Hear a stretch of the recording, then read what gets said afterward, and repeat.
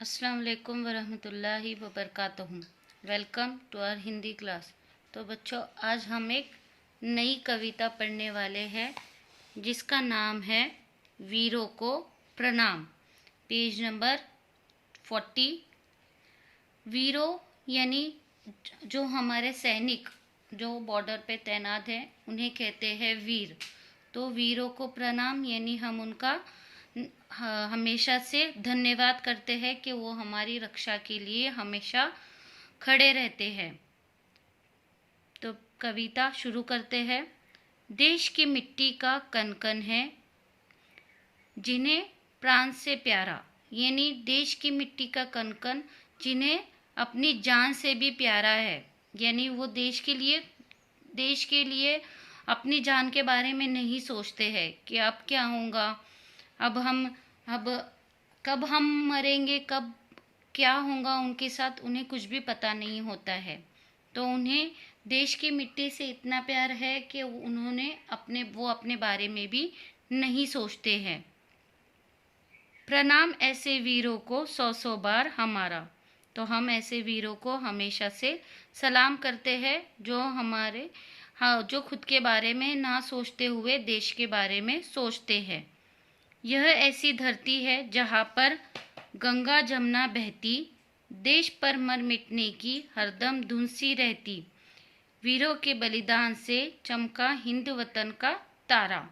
तो ये ऐसी धरती है जहाँ गंगा जमुना बहती है और इस पर मर मिटने के लिए ये जो वीर है, ये जो सैनिक है, वो हमेशा से ही तैयार रहते हैं। और उन्होंने इस देश की रक्षा के लिए कई सैनिकों ने अपना जान का, अपने प्राण का बलिदान भी दिया है।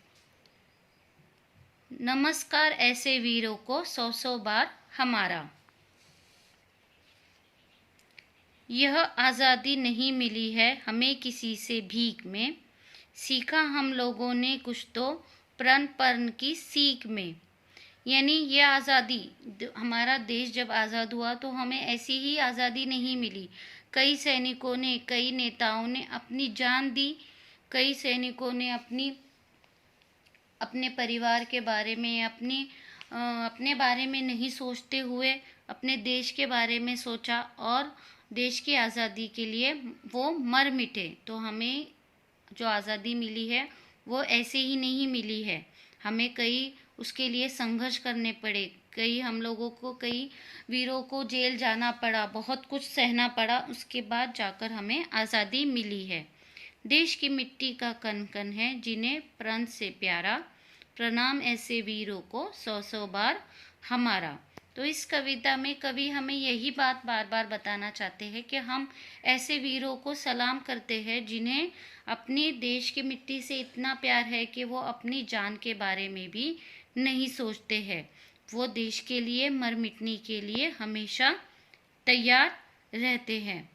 तो बच्चों, आप लोगों को ये कविता अच्छे से पढ़नी है और आप लोगों को इस कविता को आप लोगों को याद करना है।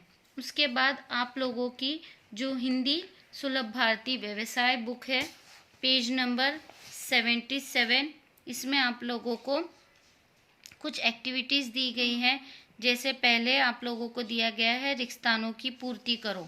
आप लोगों को यहाँ पर उत्तर दिए गए हैं, आप लोगों को सही उत्तर चुनकर वाक्यों को पूरा करना है।